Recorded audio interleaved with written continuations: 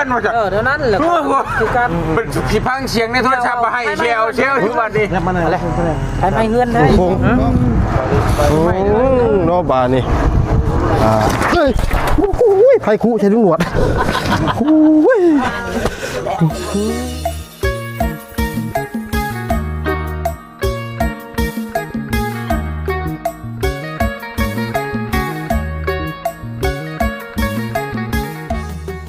มาจากเท่านั้นแหละคือการเป็นผีพังเสียงในโทรศัพท์มาให้เชลทุกวันนี้แล้วมันอะไรใช้ไม้เฮือนได้อีกไล่ไปแล้วนะขอรู้ได้ว่าเลยแย่เลยเพราะว่าคอยได้ยินมาเตียงมาตาสาวน้องไส้นี่เขาบอกเงินซอยน้องไส้เขาอยากกระตูผ่านขาเด้คอยว่าแต่มาพี่ได้มันโมเมนต์เพราะว่ามาหามิดสมอยมานี่คิดว่าอันนั้นตัวอันเฮือนตัวใหญ่พี่เดี๋ยวผัดโมเมนต์ตัวกีตาร์ไพ่เห็นบ่คือกันเป็นเฮือนตัวนั้นใหม่เรายังไม่ได้ยอมออกมานะยังไม่ยอมบอกเบิ่งเราเด้อเบิ่งเราเด้อเคลียร์อยู่บ่นะเคลียร์หนึ่งอยู่เลยนะเนี่ยโอเคเอาเนาะก็พี่น้องสำหรับคลิปนี้ก็ถือว่าคลิปเป็นเคสที่เร่งด่วนพี่น้องเลยเนาะให้ใหม่เงินกองสาวของน้องไซเนาะใหม่แบบอาจเป็นไฟฟ้าแล้ววงจรว่าอย่างไรเนาะงูกันนี่ก็ได้เพราะว่าตำรวจก็ได้มาเป็นในหมอดไฟเป็นนาทีเรียบร้อยเนาะพี่น้องเนาะกะจะมีแต่พ่อแม่พี่น้องฝากกดไลค์กดแชร์เนาะพี่น้องครับทักทายสวัสดีนะสบายดีนะพ่อแม่พี่น้องทีเบอร์ทุกคนแล้วหาชุดเก่าอยู่พี่น้องยังมีได้เปลี่ยนเลยเราไม่ได้เปลี่ยนหรอกครับอาบน้ำชิโน่แล้วนะครับแล้วเสื้อนี่ใส่ตัวเก่ามาจับได้เล่นเลยคือกันพี่น้องเนาะในห้องบ้านพักกับพระพักช่างพี่น้องเนาะพี่น้องเอาสบายดีเด้อพี่น้องเด้อเป็นมุนอยู่พี่น้องเลยเนาะกล้องหนวดล้ำเลยโอ้รักเนาะไปห้องบ้านพักกับพระพักพี่น้องเลยกะพอดีเกิดเหตุเหตุด่วนเหตุไล่เนาะว่าเหตุใดเนี่ยกะไปเบิ่งไปซุ่มกันทั้งบ้านน้องไซพี่น้องว่าเหตุอย่างกันแท้ว่าเห็นเดียงเนาะทอดแล้วบ่พอได้หลังนี้นี่พี่น้องเอาทอดแล้วบ่ได้จังไหนปิดทางเลยเรียบร้อยพี่น้องมันก็เป็นอย่างไรโป้พี่เนาะใครว่าเห็นว่าบอลลูนว่าอยู่เป็นเช้านะไม่ควรเบายาวหรอกนี่ตูบน้อยตัวนั้นน่ะเนาะใครว่าอยู่เพื่อนหนังน้อยก็ต้องเพื่อนหนังนี้ไปลงไปได้นอกบาทนี่อ้าวพี่น้องใช่ถึกกินคิวอยากอยู่เอ้าใช่เฮ้ยเบิ่งรถมึงล้างอยู่แล้วบาทนี่ด้วยไปเอามาบดใช่ไปคอยกูจะกันไปบ่อะไรครับแท้อ๋อคอยบ่มีนี่มีป่ะมีสำนักพี่น้องนะผมเป็นยังไม่เห็นบ่ใช่ได้น้องเมฆสบายดีเด้อสบายดีเด้อน้องเมฆโอ้ไปด้วยฮะบ่ได้มีคนเป็นยังแต่ว่าบ่ได้มีไฟเป็นยังบ่เหรอใช่ล่ะก็ตบตัวไหนกันได้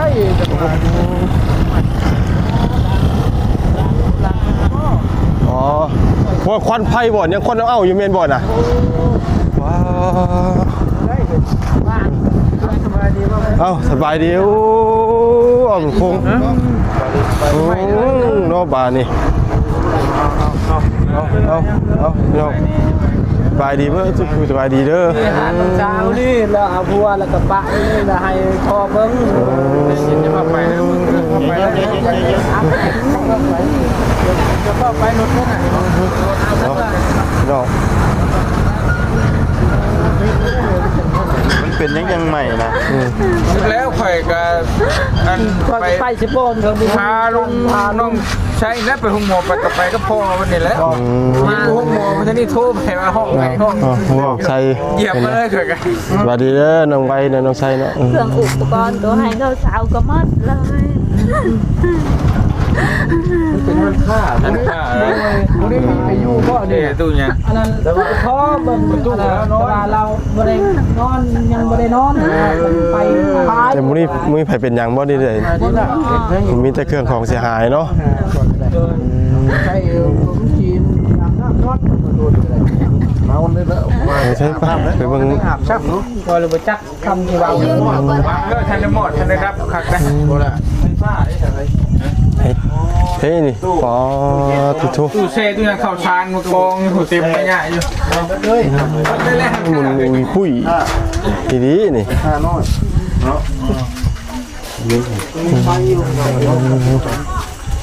ทานลูกเช้านี่มันเอาปู ระวังเด้อบ่พุ่นไม่เห็นบ่นี่ เพราะไฟยังอยู่เนี่ยนะ เครื่องหัวนี่เด้อ ผู้พี่น้องไฟยังอยู่นะหน้ามันผู้ปลอดไฟโอ้ยัง ว่าไอ้เชดาวอะไรสิ เฮ้ยหน้ามันห้วนดิอ๋อ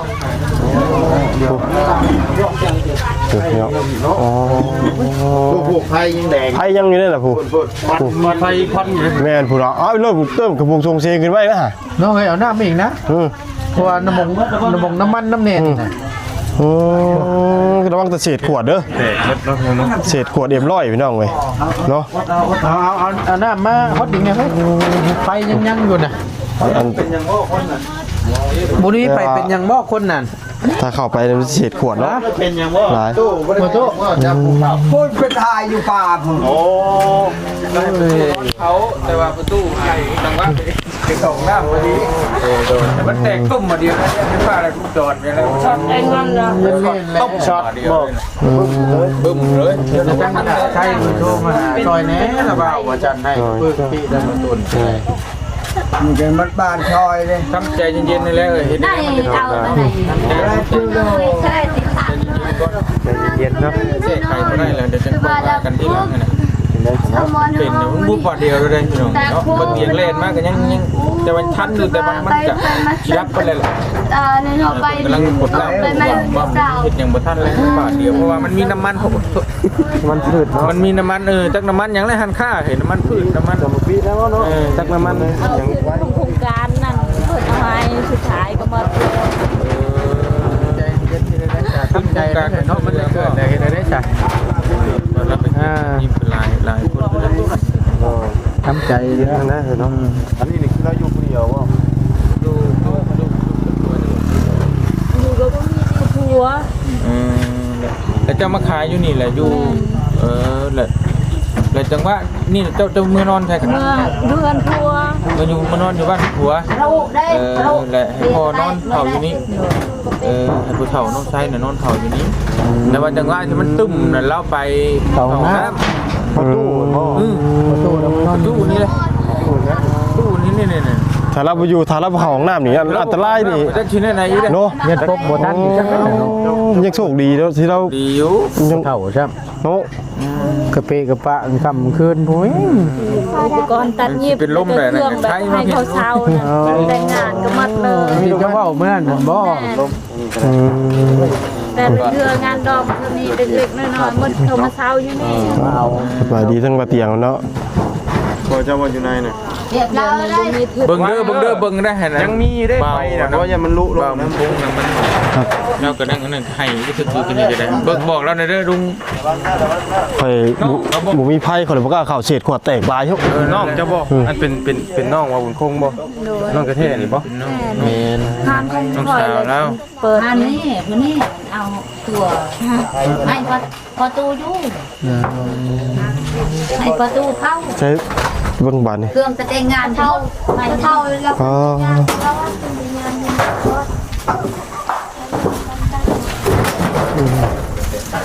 เพราะเอาน้ำแบบเป็นนั้นบ่มีป่ะ มีมา ฮะ มาแต่ ว่าอ๋อน้ำเป็นคูบ่มีติความมันยังบ่หมดนั่นน่ะนะพี่น้องน่ะจังพืชมันผิดเด้ไอ้นี่บ่น่ะจังพืชบ่น่ะเจ้าระวังขวดเด้อ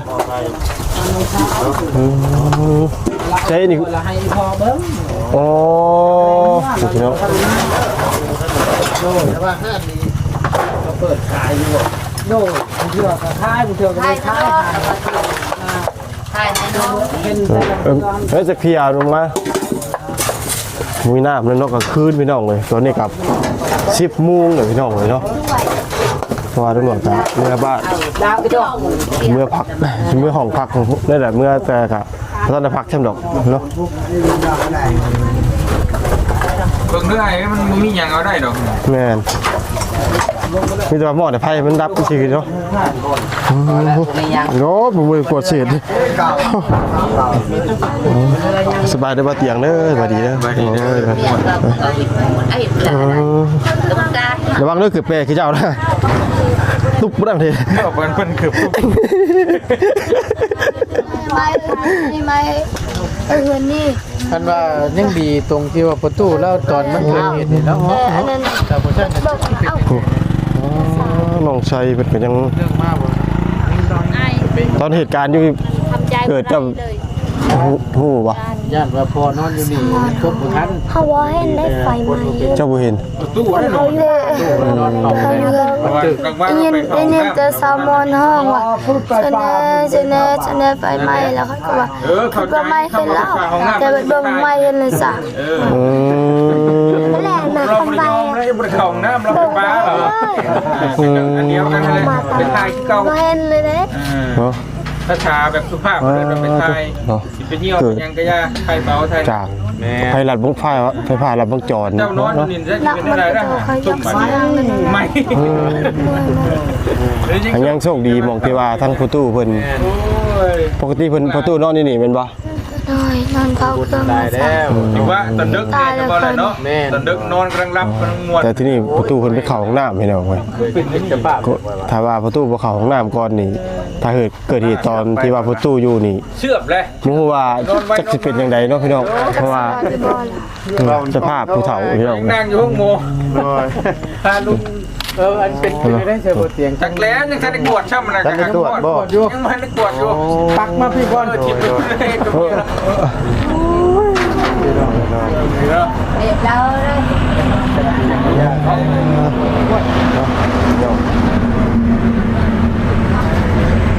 chủ cái anh nói gì à cái nào người bảo tại đây hả ใจเย็นๆนั่นแหละมันได้มันได้เป็นเลย Ngày tập bên quê bên quê không có lo เก่งหูเก่งตาแล้วมาเบิ่งอีก cái bao ngon cái bát thứ ไม่ไปเลยประตูฟองเงินจันน่ะ โดย กระเป๋า ไม่ ฮะ ว่าไปถ่ายไปถือกระเป๋าก่อน ไปเลย ยันว่าไปถ่ายก็ถือไปนำ กระเป๋าเงินกระไม้อยู่นี่เลย หมดเลย มีเงินเท่าไหร่น่ะ ชาวล้านอยู่หัน เช้าละพวกลีนี่ แล้วเดี๋ยวเงินลูกนะ เงินขายเครื่องนะ โอ้ย เงินอยู่ในเช้าละ เงินที่ว่าไฟใหม่นี่บ่ แม่ เงินขายเครื่อง เงินไทยเขาซานเงิน เงินขายข้าว Phương khảo sàn cái lai lai rồi ลองผักเลยไปซื้อข้าวสารอยู่นี่แล้วก็ปะอยู่นี่ให้เพิ่นเข้าแล้วเงินเอาไว้แล้วเพิ่นก่อน ตาย cái bao cái bát thứ rồi xong chưa cái ก็ bát ไงมูลค่า ลุงก็ไปถ่าย เราไปท้ายเนาะเราก็นะ พวกข้าวชานก็พวกกระไรนี่โดนปลา เบิ้งไปถ่ายโดยเนาะต้นปลาย thôi đây để ơn ngu đây bạn du cho mồi rồi บ่ เงิน thôi là bạn ơi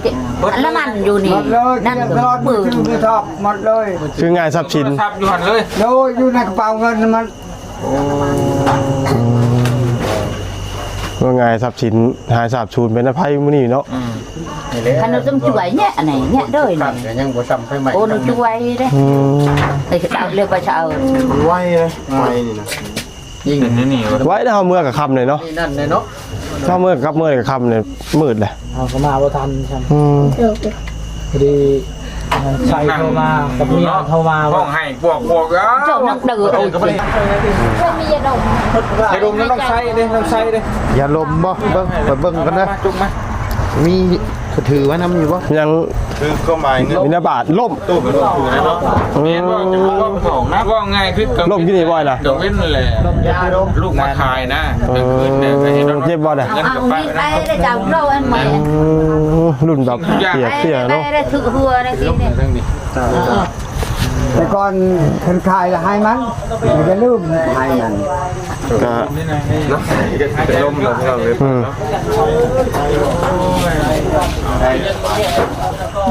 อืม อะไรว่าจุดเดือได้ไปห้องหมอได้เลย ใจโม่ ตัวเสือกนะตัวเสือกกันได้ได้ cho thử chạy สลายดัง เย็น ใจนะเป็นเกิด ลมจะดม ต่อยตั้ง เอาเชือกเอาตาของเราบ่ ต่อยตั้งสติ ไม่ชอบดังเลย เนาะอาจจะดีใจบางนี้คือเพื่อนบ้านนี่ เนาะ บ้านนี่เนาะ นอนได้คืนนึง ได้เนาะ ตั้งสติตั้งสติ มาไปรูดจะที่จังหวังอะไร เนาะนี่พยายามเกิดนะ เกิดเลยให้ดอกคนบ่เป็นหยังก็ดีชาตู้แล้วประตูบ่ได้อยู่นำน่ะจำชั้นแต่ที่ว่าจังใด ประตูบ่ได้อยู่ในเห็นไหมเอานมอย่านมเอาเนาะ ถึงแห้งถึงแห้ง อันนี้บ่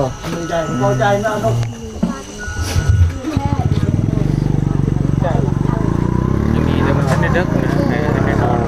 ตอนข่อยมาไม่คนเต็มหมด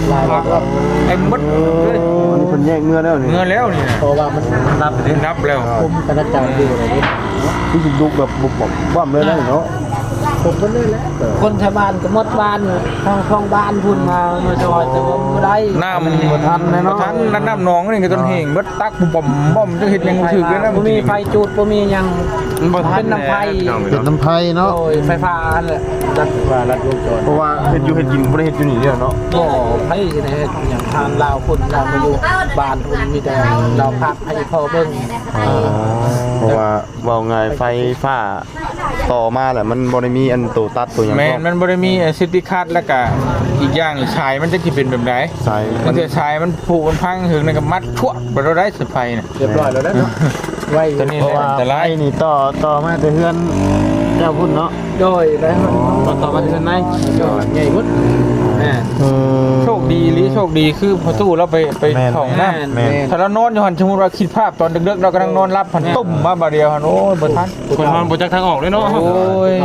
ผู้เฒ่าครับ พอดีเขาถามเมียว่าอีพ่อได้ฉันแต่ว่าจักและเฮาก็แบบว่าเฮาอยู่เพื่อนพุ่นบ่ได้ฮู้ เล่นก็เล่าอีกคนนะแล้วผมก็ไปเหยียบเลยตั้งเลยถามเราเลยว่า ช่วยได้ไฟไหม้อยู่เพื่อนอยู่เพื่อนพุ่นไฟไหม้หันนะลูกชาวเพิ่น จำเนาะ อย่างแล่นไปเลยบ่เป็นหยังคือไม่คือจะค่อยบอกอันน่ะท่านหมอบอกว่าเบิ่งนะเด้อมันยังบ่ค่อยเคลียร์กำลังเบิ่งลุงคันนี้เด้อโอเคแล่นไปที่พุ่นต้องเบิ่งลายคนเบิ่งมันยังวะ คนน้ำหัวเบิ่งในเชลแล้วคนเล่นเชียร์ตลาดแล้วปลอมเกี่ยจะชัดโกโก้เลยค่ะกันก็ผู้ยังค่ะชิว่าแล้ว ตอนส่งในกลุ่มก็ยังคันได้มาบ่ ฮะมาแล้วเคยมาฮอดแล้ว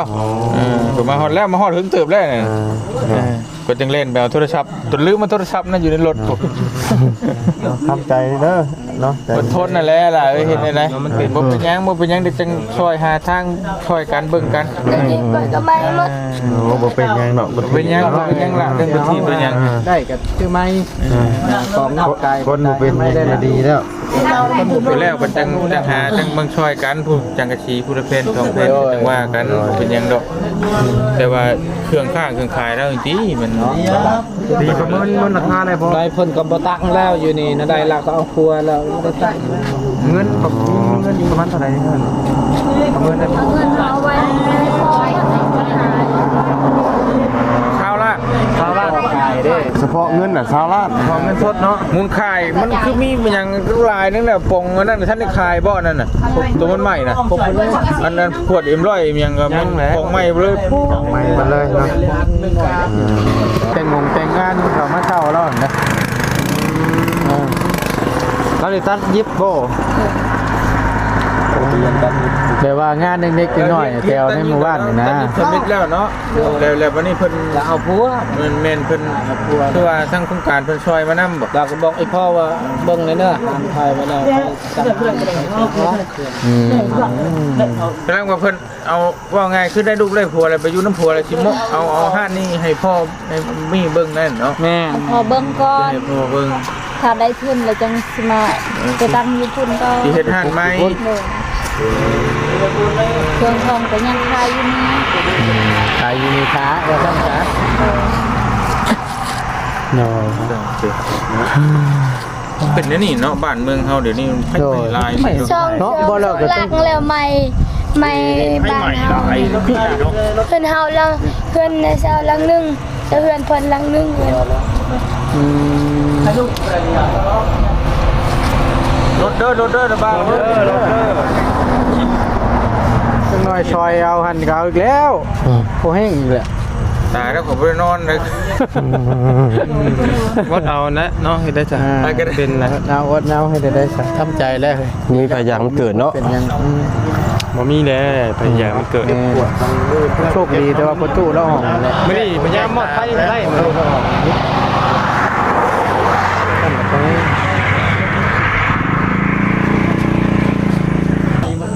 โอ้พี่น้องน้ำหนองจนแห้งเบิ่งจากน้ำหนองเลยพี่น้อง ปุ๊บไปยังจับได้เลยก็แม่น ตัวน้ำหนองจนบกเลยพี่น้องเลยน้ำบ่พอ ยิ่งจะใช่จะ เกือบได้เชือกนี่บ่ใช่จับเชือก น้ำจนบก ใส่เชื่อนะเขาว่า มาไล่เบิ่งเพื่อนกันแน่ว่าประมาณเพื่อน ก็เทือบเลย มาถัดนอนใส่นอนสิโปนดีกว่าจะนอนโดย นอนอยู่เชฟโปนโรงแรมเวียงชัย มาถัด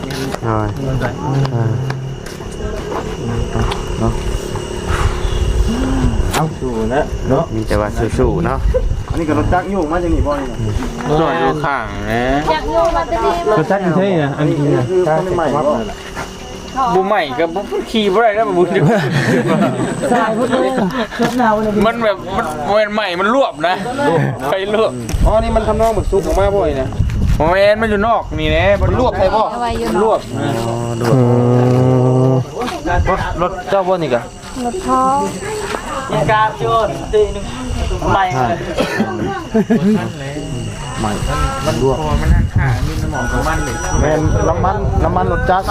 น้ำมันรถจักร เล่นหน้ากระดานเลยไงเล่นหน้า มันจะสั่งแนมสั่งไวเนาะ เนาะ มีน้ำหนองนี่บ่นี่ น้ำนองได้ไหนจะพุก มันก็จนแห้ง จะเท่ง มันย่างอยู่นะไฟย่างอยู่นะครับบางภาษาชอบไปนะ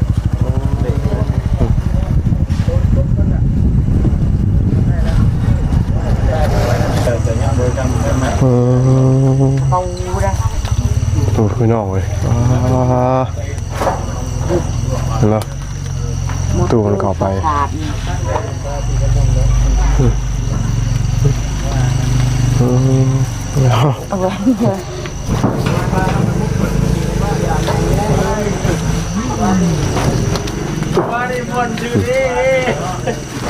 ไฟนะนี่เป็นตู้แช่เนาะ ไปมอเนี่ยไปด้วยกันดิยุงมอบุถ้าได้กวดแล้ว เขาสารเบิ่งกอก ข่าวสารเลยพี่น้องโอ้เบิกแล้วเขาไป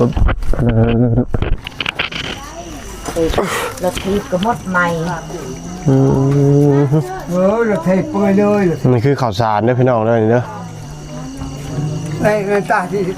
ไฟตัวนั้นยังหมดเนาะนะ ฟางมันยังเอ้ย ใหม่คากิดีพี่น้องเลยมันอุ้ยปุ้ยเลยนี่เป็นตู้แช่เลยเนาะ ตู้แช่ เป็นตู้แช่พี่น้องเลยเนาะชุดนะแต่บอกง่ายๆคือทรัพย์สินอยู่นี่สิหายเบิดเลยพี่น้องเลยผมมีแนว บ่ได้มีหยังก็พ่อก็ปะกระแจแล้วก็เข้าบ่ได้ ถ่ายแต่ว่ายังมีโชคดีแต่ว่าทางประตูเพิ่นไปเข้าห้องน้ำก่อนเกิดเหตุพี่น้องเว้ยเพราะว่าถ้าว่าเกิดเหตุตอนที่ว่าทั้งประตูนอนทั้งรับทั้งฝันนี้เนาะไม่อยากนึกสภาพเลยพี่น้องว่าสิเป็นยังไง ฉานหมดเลยจะฉาน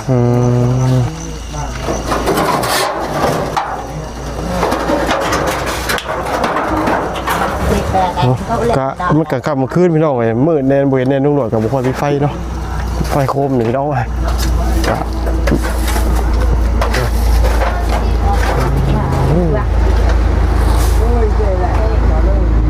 ก็เด็กโชคดีบ่มีคนเป็นหยังพี่น้องบ่มีไผเจ็บบ่มีไผได้รับบาดเจ็บอหย่างเนาะก็มีแต่ว่า เสียหายทั้งทรัพย์สินเนาะพี่น้องกะจำนวนกะยังประเมินบ่ได้พี่น้องเลยเพราะว่ายังบ่รู้ว่าทรัพย์สินมีเท่าไหร่แน่เนาะมีอย่างแน่ที่เสียไปในเฮ้ยโอ้ยไผคุใช้ตำรวจโอ้ยเกือบได้กระปูซักหัวตำรวจโอ้ย ตู้ก้อนก่อนนะ ประตูจะเกือบได้กระปูซักหัวข่อยเกือบได้กระปูซักหัวข่อยกินนี่อันนี้หล่นลงนี่ ให้อยู่ในน่ะ ประตูครับ ใหญ่แล้วออกไปประตูนะออกมารถจนว่ามันยังหล่นบุ่มลงมาเอาอีกแน่น่ะ เนี่ยนี่ใส่ข่อยนี่มึงก็นี่ ตัวออกมา เจ้าเบิ่งนี่ หมุนไปเลย ว่าถอดลงมาตัวนี้ลงมากินนี่เป็นเบิดหัวข่อยกินนี่ ออกมาตัวมันพวกสิบ่ได้อย่างนั้ เห็ น นบ่ ญาติจนว่าเจ้าชิร่มอีกนะ ลงมาตู้ลงมาลุงหลอดถึงแล้วกินนี่ ให้เงินกระเชิมเพลงแล้วตรงมาน่ะ เห็นบ่ ยังมีไฟอยู่นี่ อันนี้แหละเฮ็ดหัวตำรวจกินนี่